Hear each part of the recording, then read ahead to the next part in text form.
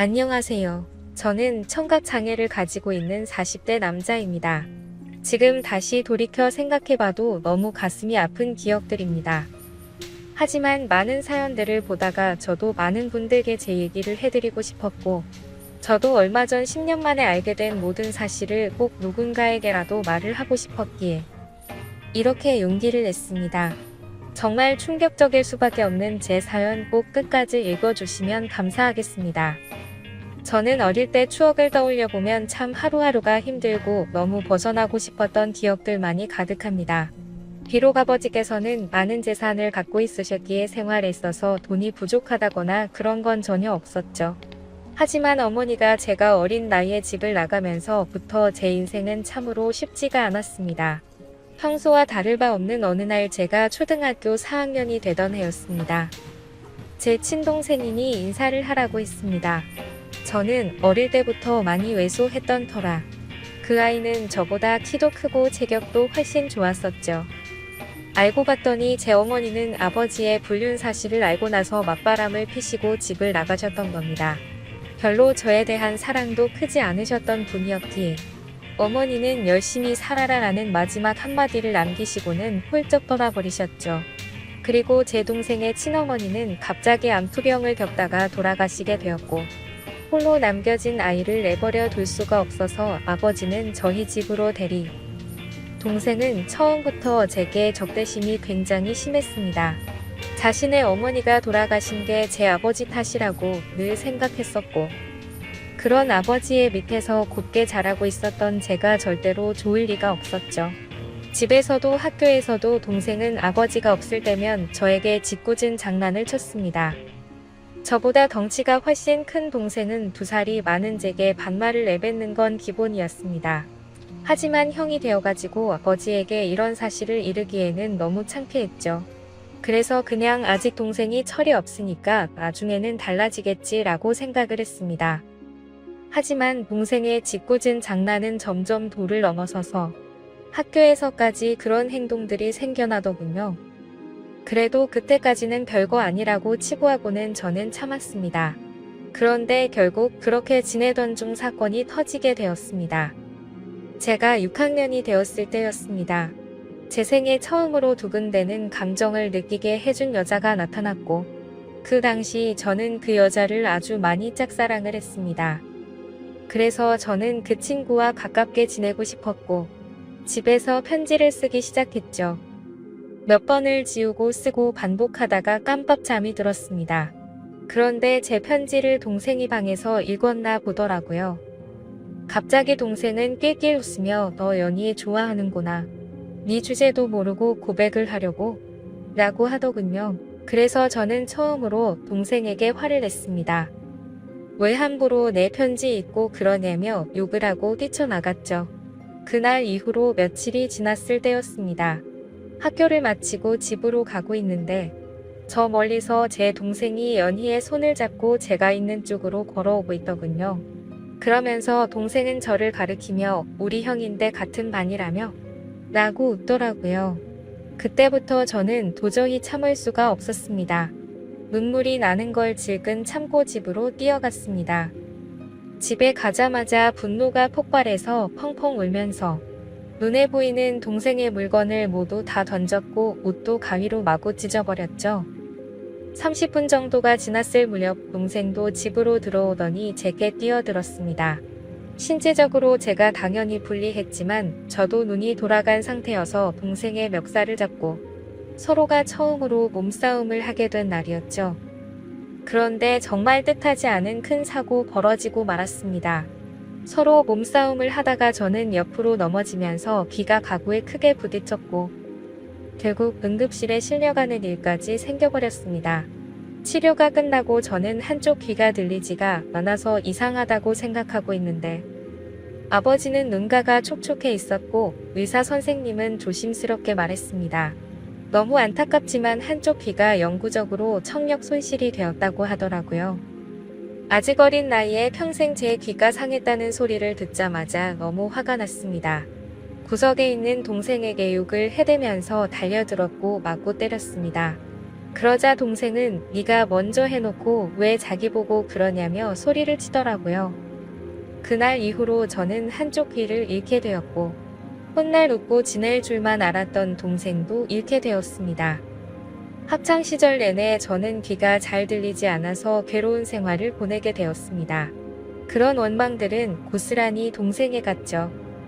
집에서 얼굴을 마주쳐도 서로가 한마디도 하지 않았고 꿈에서조차 나오면 욕을 하면서 깰 정도로 많이 증오했습니다. 그렇게 학창 시절을 겨우겨우 버텨냈습니다. 그리고 20살이 되자마자 저는 바로 독립을 하겠다고 아버지에게 말씀을 드렸고 예전보다 훨씬 마음 편하게 대학생활도 즐기고 평범한 나날을 보냈습니다. 동생을 마주하지 않으니 다른 건 다 필요 없었고 마냥 행복했었죠. 그러다 제가 25살이 되던 해에 갑자기 병원에서 연락이 왔는데 충격적인 소식을 들려줬습니다. 지금 아버지께서 사고가 나셔서 마음의 준비를 하고 당장 오셔야 할 것 같다고 하더라고요. 저는 미친 듯이 울면서 곧바로 고향으로 내려갔습니다. 아버지께서는 의식이 없으신 상태셨고 동생은 군대에 가 있었던 상황이라 보이지가 않았습니다. 제발 아버지가 깨어나시길 간절히 바랬지만 결국 제 바람은 이루어지지가 않았죠. 아버님은 그렇게 제 곁을 떠나시게 되었고 제게는 가족이라고는 서류상으로 있는 형식적인 동생만 존재할 뿐 사실상 제 곁에는 아무도 없어지게 되었습니다. 그렇게 장례를 치르고 있는데 변호사분이 찾아와서 제게 유산에 관련한 걸 안내해 주더군요. 아버지는 제게 미안한 마음이 크셨는지 본인 재산의 90%를 제게 상속하셨고 10%는 동생에게 남긴다는 내용이었습니다. 그리고 제 의지에 따라서 재산을 더 분배할 수가 있다고 되어 있었죠. 동생도 아버지의 소식을 듣고 휴가를 나왔고 저는 그 모습을 보자마자 욕이 나왔고 도저히 마주치기가 싫었습니다. 그래서 그냥 내가 있을 테니 너는 그냥 눈에 띄지 말고 들어가라고 말했죠. 울고 있던 동생은 네가 뭔데 이래라 저래라냐며 또 티격태격하게 됐고 유산은 어차피 너한테 10%밖에 가지 않을 거니까 그렇게 알고 있으라고 말했고 마음 같아서는 1%도 주기 싫다고 역겨우니까 말도 걸지 말라고 하고는 나와버렸습니다. 그런데 원래 성격 같아서는 날뛰었어야 할 얘가 가만히 있더라고요. 아무쪼록 그렇게 아버지를 떠나보내게 되고 나서 저는 다시 서울로 올라가서 생활을 시작하게 됐습니다. 3년이라는 시간이 금방 흘러갔고 전 아내를 만나게 되었습니다. 저는 청각 장애가 있던 터라 평범한 직장을 구하기는 어려웠습니다. 하지만 아버지께서 남겨주신 재산이 있었기에 저축만 해두고 살아도 충분해서 간단한 재테크들만 할 뿐 별다른 일을 하지 않고 지냈었죠. 그런데 어느 날 자주 가던 부동산에서 중개업자 저보고 결혼을 해야 할 때 되지 않았냐고 하더니 소개를 시켜준다고 하더라고요. 자신이 아는 분의 딸인데 지금 스튜어디스를 하고 있고 얼굴도 예쁘고 착하다면서 저를 설득했죠. 하지만 저는 여자가 너무 두려웠습니다. 여자들 몇 명이 다가온 적은 있지만 청각장애가 있는 사실을 알고 눈빛이 바뀌는 것도 여러 번 겪었고 저에게 관심이 있다기보다는 제 재산에 관심 있는 여자들이 대부분이었기 때문이었습니다. 그래서 저는 한사코 거절을 하고는 부동산을 나서게 됐죠. 그로부터 며칠 뒤에 저는 은행 업무를 보고 집으로 들어가던 길이었습니다. 근데 저 멀리서 부동산 중개업자분이 어떤 여성분이랑 같이 서 있더군요. 복장을 보니 스튜어디스의 캐리어를 끌고 있었고 저는 저 여자분을 소개시켜 주려고 했었던 건가 했습니다. 가까이 다가가서 인사를 하는데 얼굴을 보자마자 저는 정말 첫눈에 반해버렸습니다. 너무 예쁜 외모에 뭔가 전문적인 복장을 입고 제게 방긋 웃는데 그 모습에 푹 빠진 거죠. 그래서 저는 너무 설레는 마음에 부끄럽게 인사를 하고는 도망치듯 금방 집으로 들어가 버렸고요. 그런데 제 자신도 모르게 자꾸만 그녀의 모습이 떠오르더라고요. 조금만 있으면 괜찮겠지 하는 마음으로 며칠 동안을 참으며 보냈지만 도저히 참지 못하겠더라고요. 저는 곧바로 그 부동산으로 향했고 중개업자분에게 소개를 받겠다고 말을 했습니다. 근데 중개업자는 갑자기 웃더니 그러게 진작 소개 받으라니까 벌써 다른 남자랑 소개받았다고 하더라고요. 그래서 저는 제 자신을 한탄하면서 알겠습니다 하고 돌아서려는데 일단 여자분한테 한번 물어나 볼게요 라고 해서 저는 금세 기분이 좋아졌습니다. 그렇게 다행히도 여자분은 소개받은 남자와 잘 안됐다며 소개를 받아보겠다고 했다고 하더라고요. 며칠 뒤 소개를 받기로 한 날 저는 처음으로 미용실도 가고 명품 옷도 사서 최대한 저를 깔끔하게 꾸미고 약속 장소로 나갔습니다. 그녀도 약속 시간에 맞춰서 나오게 되었고 활짝 웃으며 제게 인사를 하는데 평상복을 입어도 너무 아름다웠기에 저는 눈을 떼지를 못했습니다. 나이는 저와 동갑이었고 결혼 정년기가 되어서 빨리 결혼을 하고 싶어서 마음에 맞는 사람을 찾고 있다고 하더군요. 저는 최대한 그녀의 발언에 뭐든지 수긍을 하면서 호감을 사려고 노력했습니다. 그런데 다른 사람들과는 달라서 더욱 마음에 들었습니다. 제가 청각 장애가 있다는 사실에도 놀라지 않았고 재산이 이 정도 된다고 해도 그렇구나 하면서 별로 놀라지를 않더라고요. 그래서 무력도 없고 사람을 편견하지 않는구나 싶어서 저는 더욱 빠지게 되었습니다. 결국 저의 적극적인 대시에 그녀와 저는 연인이 되었죠. 결혼을 전제로 만나다 보니 주로 하는 이야기가 미래에 대한 이야기였죠. 그녀는 어떤 곳에서 어떻게 살고 싶다부터 시작해서 결혼을 하더라도 스튜어디스는 계속해서 하고 싶다고 하더군요. 저는 뭔들 다 좋았습니다. 그녀만 저와 함께 할 수 있다면 제 모든 걸 다 바칠 준비가 되어 있었죠. 그렇게 저희는 연애를 시작한 지 6개월도 되지 않아서 곧바로 결혼을 하게 되었습니다. 결혼을 한 뒤로 6개월간은 그 누구도 부럽지 않게 많이 행복했습니다. 그런데 제가 알던 제 아내는 어느 순간부터 다른 사람처럼 점점 변해가더라고요. 쉬는 날에는 백화점에 가서 1,000만 원이 넘게 쓰는 게 일상이었고 새벽 늦게까지 연락이 안 되는 건 기본이더라고요. 저도 그때는 정신이 나갔었던 것 같습니다. 그렇게 하는데도 저는 다 좋았고 불만이 크게 없었거든요. 그런데 결혼 1년차 때부터는 제 아내는 저를 벌레 보듯이 무시를 하기 시작했고 잦은 비행으로 출장을 가면 연락이 안 되는 건 너무 당연하다는 듯이 반복됐습니다. 심지어 우연치 않게 휴대폰을 보니 출장 가서 다른 남자들과 사진 찍은 것도 봤지만 그냥 용서를 해주고 넘어갔습니다. 하지만 그렇게 몇 번을 더 바람을 피더니 나중에는 대놓고 남자친구가 생겼다고 그런 말들을 당당하게 하더라고요. 저는 그때 당시에는 아무 말도 하지 못했습니다. 너무나도 사랑했던 탓에 이미 제 사고방식은 정상적인 작동이 불가능했죠. 그냥 그렇게 밖에서 놀고 다녀도 항상 집에는 들어오니까 이런 말도 안 되는 생각을 갖고 살았습니다.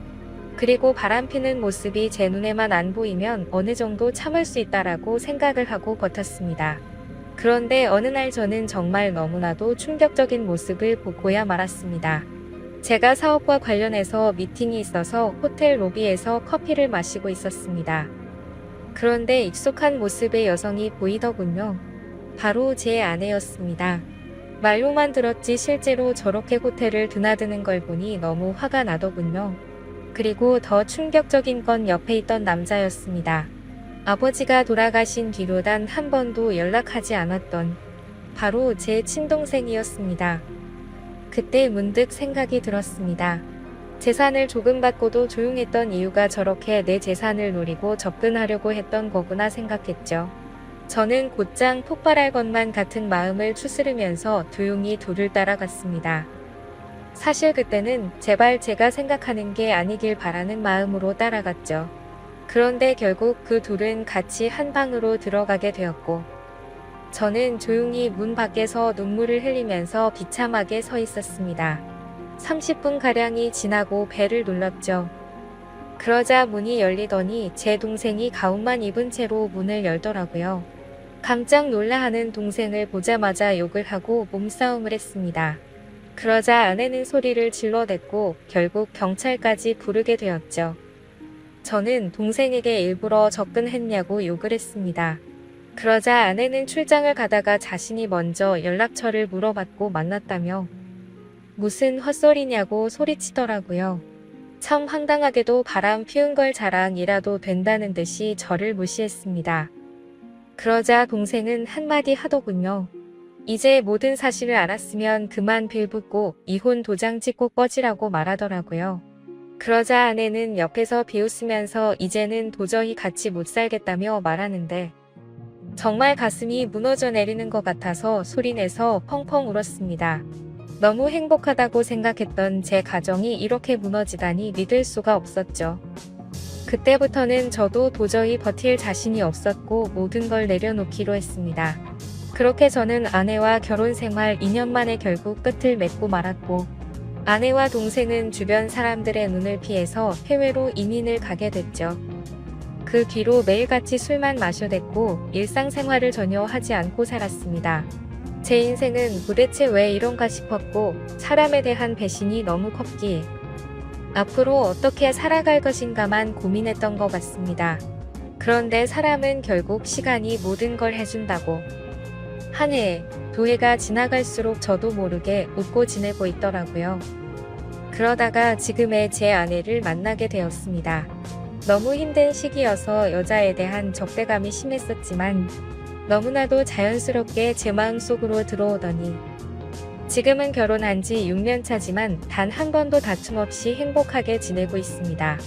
전 아내와 달리 사치도 절대 부리지 않고 항상 알뜰하게 저축하고 지내는 그런 천사 같은 여자를 만나게 되었습니다.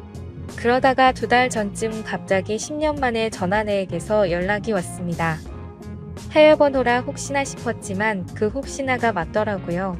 저는 차갑게 말했습니다. 무슨 염치로 감히 나한테 전화를 다 하냐고 했죠. 예전에 있었던 일은 미안했다며 사과부터 하더군요.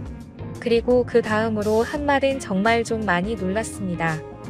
사실은 동생이 이민을 오고 나서 2년도 채우지 못하고 세상을 떠났다고 하더라고요. 술만 마시면 매일같이 욕하던 동생이 이미 이 세상에 없다고 하니 너무 많이 놀랐습니다. 그래서 말을 더듬으며 물었습니다. 아니 왜 갑자기 멀쩡하던 애가 왜 죽었냐고. 그리고 죽은 지가 8년이 됐는데 그걸 왜 이제 말하냐고 했습니다. 그러자 전 아내는 할 얘기가 많은데 전해줄 것도 있으니까 다음 주에 들어가서 만나서 이야기하자고 하더라고요. 그렇게 일주일이 흐르고 난 뒤 저는 전 아내와 만나게 되었습니다. 물론 제 아내에게는 예전에 있었던 일도 다 말해줬었고 동생의 소식을 말해주면서 만나고 온다고 미리 말했는데 오히려 저를 위로해주면서 조심히 다녀오라고 했죠. 저는 단도직입적으로 물었습니다. 도대체 어떻게 된 건지 말을 해달라고 했습니다. 그러자 전 아내는 갑자기 눈물을 흘리면서 사과부터 하더라고요. 내가 정말 죽어마땅한 사람인데 너무 미안하다며. 사실은 그때 당시 소개를 시켜줬던 부동산 중개업자와 전 아내는 둘이 만나고 있었던 사이였답니다. 제 재산을 알고 의도적으로 접근을 했었고 그 덕분에 결혼을 하고 나서 제 돈을 흥청망청 쓰면서 몰래 비자금도 많이 빼돌렸다고 하더군요. 그리고서는 말했습니다. 사실 당신 동생을 많이 원망하고 있을 것 같은데 정말 이렇게 계속 살다가는 자신이 미쳐버릴 것 같다면서 용기를 냈다고 하더라고요. 동생과 전 아내는 불륜 사이가 맞았답니다. 물론 그건 전 아내만의 생각이었다고 했죠. 동생은 전 아내와 이민을 가고 나서 곧장 모든 사실을 밝혔답니다. 사실은 암에 걸려서 회복이 불가능한 상태였고 당신을 현 옆에서 떼어내려고 했다고 말했답니다. 그런데 전 아내는 이미 제 동생에게 많이 빠져 있어서 동생이 떠나는 날까지 옆에 서 있었다더군요. 그리고는 제게 노트를 건넸습니다. 사실 동생은 절대로 이 비밀을 제게 말하지 말라고 해서 평생 말하지 않으려고 했답니다. 그런데 얼마 전에 한국으로 다시 돌아오려고 짐을 정리하다가 이 노트를 발견했고 내가 이 말을 안 하면 마음에 죄책감이 들어서 절대로 인간으로서 살아갈 자신이 없다면서 주더라고요. 그렇게 전 아내는 미안하다면서 앞으로 잘 지내라고 하고는 자리를 떠났고 저도 차로 돌아가서 침착하고 노트를 펼쳤습니다. 아버지와 저 그리고 동생이 찍은 유일한 사진이 끼워져 있더군요. 일기는 매일같이 쓰지는 않았고 동생의 어머니가 돌아가신 이후로 특별한 날들마다 쓴 것 같았습니다. 제가 청각을 잃은 날 쓴 일기를 보니 동생의 마음을 어느 정도 알 수가 있었습니다. 동생은 저에게 사고를 입힌 뒤로부터 매일같이 죄책감에 시달려 살았던 것 같습니다. 우리 엄마가 떠난 게 형의 잘못이 아닌 거 아는데 내가 왜 그랬을까 자책하면서 그래서 그날부터는 제게 편한 거라면 뭐든지 해주려고 했더군요. 제가 동생에게 말을 하지 않으니 서로 말을 섞지 않는 게 어린 나이에는 배려라고 생각했고 그날 이후로 자연스럽게 형과는 돌이킬 수 없는 사이가 됐다라는 글이 있더라고요. 그리고 학창시절 제게 놀림을 줬던 친구를 언급하면서 욕을 적었고 결국에 혼쭐을 내줬던 것 같습니다. 어느 날 동생이 얼굴에 멍투성이가 되어서 들어왔던 날이 떠오르면서 얼핏 기억이 났습니다. 아버지가 돌아가신 이후로는 자신이 눈에 띄지 않는 게 형의 행복이라 생각했고 절대로 다시는 나타나지 않으려고 했답니다. 그런데 가망이 없는 암이 걸렸다는 사실을 알게 되었고 저를 마지막으로 멀리서나마 보고 가려고 했답니다. 그렇게 저희 집으로 오던 중에 전아내가 다른 남자와 저희 집으로 들어가는 걸 봤답니다. 동생은 제 결혼식도 멀리서 지켜봤었기에 아내의 얼굴을 알고 있었죠. 그래서 당장 뛰쳐들어가서 다 부숴버릴까도 생각도 했지만 제 성격을 너무 잘 아는 동생은 침착하게 자세한 내막을 알아봤고 자신이 나서봤자 제가 이혼하지 않을 거란 걸 알았답니다. 그래서 전아내를 유혹해서 아무도 모르게 이혼을 시키려고 했는데 그날 호텔에서 우연치 않게 현장에서 걸려버리고 말았답니다. 그리고는 동생이 모직 말을 하자 형이 펑펑 우는데 가슴이 찢어지는 것 같아서 그날 밤새도록 울었다네요. 저는 그 글을 보는 순간 또다시 미친 듯이 눈물이 났습니다. 동생의 마음을 몰라줬던 게 제 자신에게 너무 원망스러웠고 저를 위해서 자신을 희생하고 떠나간 동생이 너무 많이 보고 싶었습니다. 아마도 지금 제 아내를 제 동생이 보내준 게 아닌가 하는 생각까지 들었어요. 그래서 그날 저는 집으로 들어가서 아내를 보니까 어린아이가 된 것 마냥 너무 슬퍼서 소리내서 펑펑 울었습니다. 아내도 함께 울면서 앞으로라도 동생이 저 세상에서 행복할 수 있게 기도하자며 저를 위로해주더군요. 저는 형으로서 너무 한심했습니다. 어릴 때 실수로 일어난 그 사고를 유연하게 넘어가지 못해서 모든 짐을 동생에게 떠넘긴 것 같아서 너무 미안했습니다. 제 동생도 그 어린 나이에 엄마를 일찍 떠나보내고 모든 게 빼뚤어져 보이는 상처 많은 어린 아이였을 뿐이었는데 말이죠.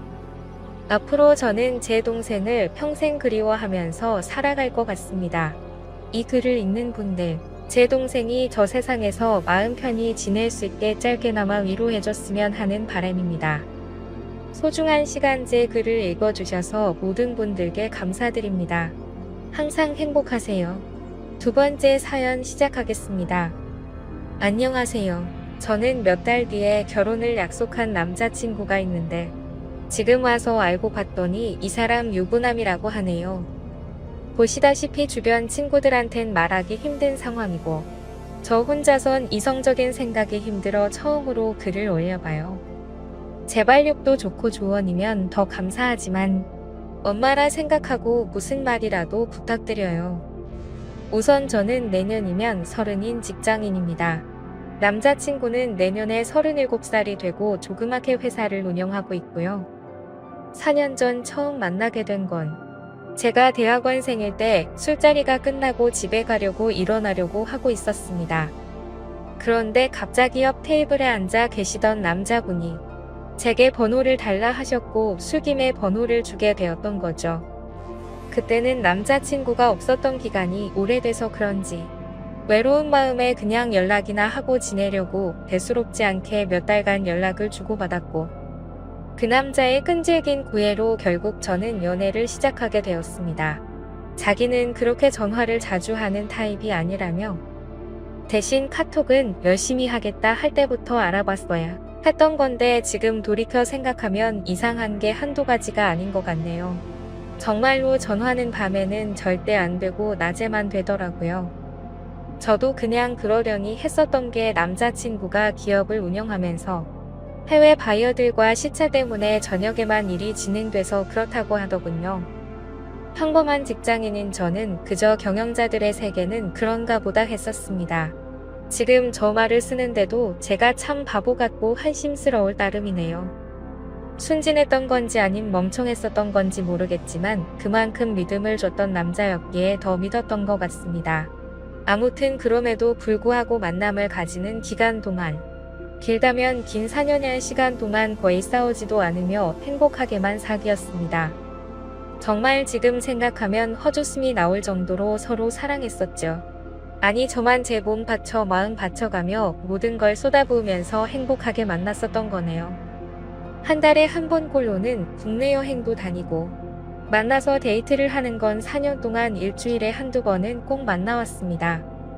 스치듯 지나가는 말로 꽃 좋아한다니까 꽃다발 사주고 뭐 먹고 싶다 아무 생각 없이 얘기하면 일일이 기억해서 사주는 남자친구였죠. 그냥 사소한 거부터 큰 거까지 다 챙겨주는 섬세함도 좋았고 여행 갔을 때도 급한 일 생기면 노트북 켜고 옆에서 짬짬이 일하는 그 남자가 멋져 보였습니다. 그냥 이 사람이라면 내가 평생 믿고 의지하면서 함께 살아갈 자신이 있겠다고 생각했었어요. 그렇게 그는 이번 연도가 시작될 때 제게 프러포즈를 했습니다. 이번 연도부턴 저와 한 집에 살고 싶다며 앞으로도 평생 동안 쭉 연애하듯이 살자고 말하더군요. 결혼 날짜도 금방 잘 조율해서 잡았고 바로 양가 부모님도 뵈었습니다. 워낙 저나 그 남자나 연애는 둘이 하자라는 생각이 강했기에 그때 처음으로 남자친구의 부모님들 처음 뵀었는데 뭔가 모르게 조금 이상하긴 했습니다. 아버님은 제 얼굴도 제대로 못 보시면서 이야기를 하셨고 그나마 어머님이 저랑 얘기를 많이 나누셨어요. 뭐라고 딱 잘라서 말을 할 수는 없는데 알 수 없게 미묘한 분위기가 있었고 그냥 마치 대충 빨리 결혼해버리라는 어감이 강했던 것 같았습니다. 스드의 드레스 메이크업도 많이들 싸우며 진행한다는 거. 남자친구가 다 저 하고 싶은 대로 하라며 좋게 맞춰줘서 일사천리로 진행이 되었고 남들은 결혼 준비 중에 엄청 크게 싸워서 파혼도 한다고 하던데 저희는 그런 다툼이 없이 진행이 되어서 남자친구가 저를 많이 배려해 주는구나 생각해서 정말 행복했습니다. 그리고 몇 주 전에는 그 남자 회사가 디자인 회사라 청첩장도 제가 원하는 대로 직접 디자인을 했었습니다. 그렇게 행복한 앞날을 생각해가며 지내던 중 한 달 전쯤인가 SNS로 어떤 여자분이 친구 추가를 하셨길래 그냥 받았습니다.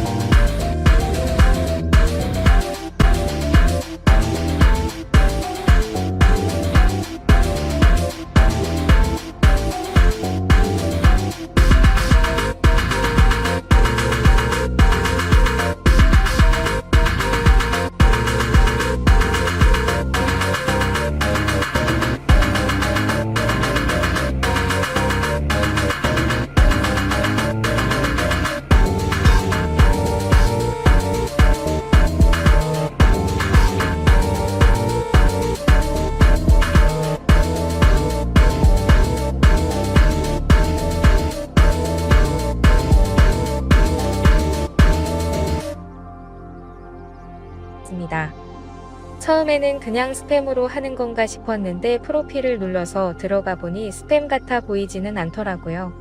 그래서 혹시 나를 아는 사람인가 싶어서 친구 요청을 수락하고 누구냐고 물어보고 나서 충격을 금할 수가 없었습니다. 예상을 하셨을지 모르겠지만 친구 요청을 한 그 여자분은 그 남자의 아내라고 자신을 소개하더군요. 정확히 말하자면 3일 전 처음으로 그 여자에게서 메시지가 왔었습니다. 혹시 이 사람 아냐고 하며 제 남자친구 사진을 보내주시더군요. 아는데 누구냐고 하니까 자기는 이 사람하고 산지 15년이 된 여자랍니다.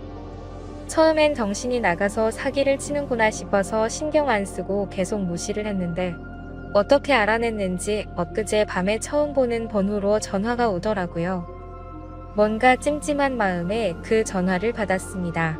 그리고 나서 그 여자가 천천히 얘기를 해주는데 이야기를 들으면 들을수록 멘탈이 무너졌고 하필 야근 중인 회사에서 정신 나간 사람처럼 우저짓했습니다. 그 여자의 말을 들어보니 정말 다 맞더군요. 두 사람은 어린 시절 대학생 때 만났고 사고를 치는 바람에 결혼을 했었답니다. 그 여자분에게는 거래처 미팅이니 뭐니 저랑 같은 말로 속여가면서 외박하고 여행을 한 거였고 전화가 저녁 시간에 안 된 건 집에 갔었던 거였죠. 워낙 경영하는 사람이 바쁘단 생각에 아내분도 뭐라든 언제 들어오든 많이 터치를 안 하셨답니다. 집에서는 또 그만큼 자상한 남편이었다네요. 저보고 저도 피해자이니 지금까지 일은 눈 감아 주겠다면서 대신 저보고 헤어지고 떠나랍니다. 제발 부탁이니까 자기 남편이 저를 찾으려 해도 못 찾을 곳으로 떠나달래요. 자기 애들도 둘이고 자기는 이 가정을 깨트리고 싶지 않다더군요. 저도 피해자인데 너무나도 억울했습니다. 제가 그려왔던 행복한 그림도 깨지는 것 같았고 그냥 그 당시에는 억울하단 생각밖에 안 났던 것 같네요. 전화를 끊고 벙쪄서 도저히 일을 할 수 없어서 곧장 퇴근해서 집으로 갔고 어제 연차를 내고서 그 여자를 만나서 4시간 동안 얘기를 했습니다. 제가 4년을 사귄 것도 결혼이 한 달 남은 것도 다 말씀드렸고 부모님 찾아뵀던 것도 말씀드렸습니다. 이해가 가지 않는 점이 한두 개가 아니었는데 아내분도 서로 첫사랑으로 만나 10몇 년을 잘 살다가 몇 년 전부터 이상한 걸 느끼긴 했었다네요. 아니려니 아니겠거니로 몇 년간을 참다가 결국 몰래 카톡을 뚫었고 다 알게 된 거랍니다. 애초에 그 남자 쪽 부모님은 아내분을 처음 결혼 때부터 탐탁치 않아 하셨고 아예 없는 사람 취급했다네요.